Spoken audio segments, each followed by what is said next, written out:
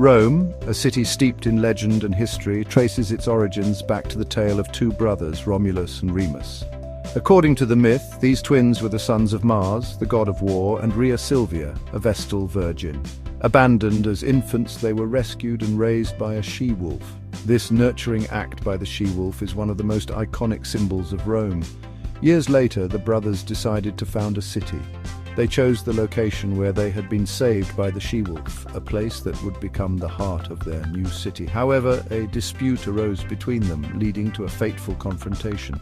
The argument was over who would be the ruler and what the city should be named. Romulus killed Remus and became the sole founder of Rome. This tragic event marked the beginning of Rome's storied history. This legendary act of fratricide set the stage for centuries of Roman dominance. Romulus went on to establish many of Rome's early institutions and traditions. The traditional date for the founding of Rome is 753 BC. This date is celebrated annually in Rome as the city's birthday, known as Natale di Roma. This date marks the beginning of the Roman calendar, a testament to Rome's enduring influence.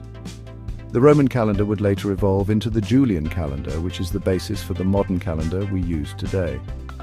From humble beginnings as a small settlement, Rome would grow into a vast empire, shaping the course of Western civilization. Its legacy continues to influence modern culture, law, politics, and architecture. Rome's early history was marked by conflict and expansion. The Roman Republic, characterized by its elected officials and system of checks and balances, engaged in a series of wars that expanded its territory and influence. Among the most significant of these conflicts were the Punic Wars, a series of 3 wars fought against Carthage, a powerful North African empire. The Punic Wars tested Rome's military might and strategic acumen.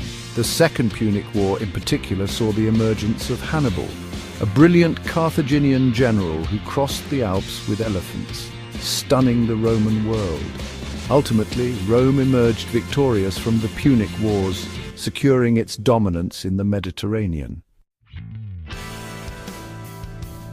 The latter years of the Roman Republic were marked by internal strife and civil war.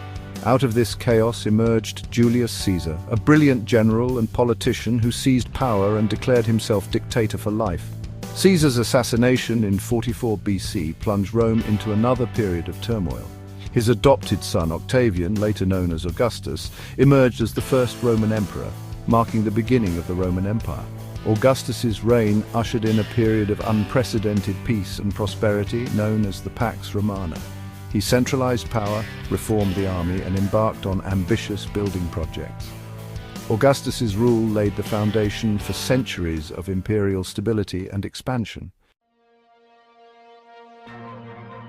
During the centuries that followed Augustus, the Roman Empire reached its zenith, encompassing vast territories across Europe, North Africa, and the Middle East. However, internal and external pressures began to mount, threatening the empire's stability. One of the most significant developments of this period was the rise of Christianity. Originally a persecuted sect, Christianity spread rapidly throughout the empire, appealing to people from all walks of life. In 313 AD, Emperor Constantine issued the Edict of Milan, granting religious tolerance to Christians. Constantine's conversion to Christianity had a profound impact on the fate of both the religion and the empire. Christianity became the official religion of the Roman Empire, shaping its culture and values for centuries to come. Section 5. Roman engineering and architecture, a legacy in stone. The Romans were renowned for their engineering prowess and architectural achievements. From aqueducts that carried water for miles to roads that spanned the empire, Roman engineering feats connected distant lands and facilitated trade and communication. Roman architecture, characterized by its grandeur and innovative use of materials, left an indelible mark on the world. The Colosseum, an immense amphitheater that could hold up to 50,000 spectators, stands as a testament to Roman architectural ingenuity. The Pantheon, with its massive dome, is another enduring symbol of Roman architectural innovation. These structures, along with countless others, continue to inspire awe and wonder today. Section 6. The decline of the Western Roman Empire. internal strife and economic woes. By the 4th century AD, the Roman Empire faced a multitude of challenges that threatened its very existence. Internal strife, economic instability, and relentless pressure from external forces gradually weakened the empire's foundations. Civil wars, corrupt officials, and excessive taxation eroded public trust and undermined the empire's administrative capacity. The Roman economy, once a model of prosperity, faced mounting difficulties. Inflation soared, trade declined, and the once vast coffers of the empire dwindled. The government, burdened by debt and corruption, struggled to maintain order and provide for its citizens. The decline of the Roman Empire was a complex process, a confluence of factors that gradually brought about its downfall. Section 7. Barbarian invasions and the fall of Rome. As the Western Roman Empire weakened from within, it became increasingly vulnerable to external threats. Internal strife, economic troubles, and political instability plagued the empire, making it difficult to defend its vast borders. The once mighty legions were stretched thin, and the central authority struggled to maintain control over distant provinces. Tribes from beyond the empire's borders, often referred to as barbarians, began to exert pressure on Rome's frontiers. These groups, including the Goths, Vandals, and Franks, were initially pushed towards the empire by other migrating tribes and the expanding Huns. The Huns, a nomadic people from Central Asia, pushed westwards, displacing other Germanic tribes and setting in motion a chain reaction of migrations that would ultimately overwhelm the Western Roman Empire. Their fierce reputation and military prowess caused widespread fear and chaos among the settled tribes of Europe.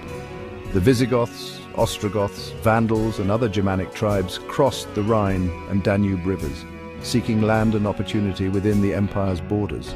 These migrations were not just invasions, but also desperate movements of entire peoples looking for new homes. The crossing of these rivers marked significant breaches in the Roman defensive lines. The empire's inability to repel these incursions highlighted its declining military strength and organizational capacity. In 410 AD, the Visigoths, led by Alaric, sacked Rome, a symbolic event that underscored the empire's vulnerability. This shocking event sent ripples throughout the Roman world, demonstrating that even the heart of the empire was no longer safe from foreign invaders. The Western Roman Empire continued to fragment, with various Germanic tribes establishing their own kingdoms within its former territories. These new kingdoms often maintained some Roman traditions, but were fundamentally different in their governance and culture. In 476 AD, the last Roman emperor in the west, Romulus Augustulus, was deposed by the Germanic general Odoacer. This event marked the end of the Western Roman Empire's political structure, as Odoacer declared himself ruler of Italy and refused to acknowledge any Roman authority. This event is traditionally seen as marking the fall of the Western Roman Empire. The once great empire had succumbed to a combination of internal decay and relentless external pressures, leading to a new era in European history dominated by the rise of medieval kingdoms and the transformation of the ancient world. Section 8. The legacy of Rome: law, language, and culture. Though the Western Roman Empire collapsed, its legacy lived on, shaping the course of Western civilization. The remnants of its grandeur can still be seen in the ruins scattered across Europe, serving as a testament to its enduring influence. Roman law, with its emphasis on justice and due process, formed the basis of legal systems in many parts of Europe. The principles of Roman law, such as the rights of individuals and the concept of legal precedent, continue to underpin modern legal frameworks.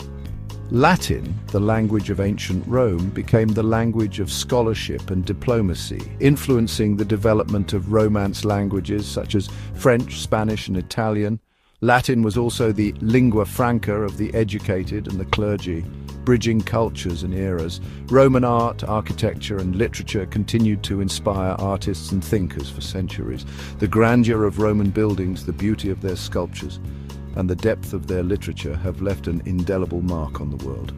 The Renaissance, a period of great cultural and intellectual flourishing in Europe, drew heavily on classical Roman models. Artists and scholars looked back to Rome for inspiration, leading to a revival of classical knowledge and aesthetics. Even today, The influence of ancient Rome can be seen in our language, our laws, our architecture, and our values. From the columns of our buildings to the legal terms we use, the legacy of Rome is woven into the fabric of modern society. Section 9. Conclusion: Rome's enduring impact. The Roman Empire, from its humble beginnings as a small Italian city-state to its rise as a vast and powerful empire, left an indelible mark on the course of Western civilization. Its legacy is evident in our language, our laws, our art, and our architecture. Though the Roman Empire ultimately fell, its influence continues to resonate today, reminding us of the enduring power of human ambition, ingenuity, and the complexities of history.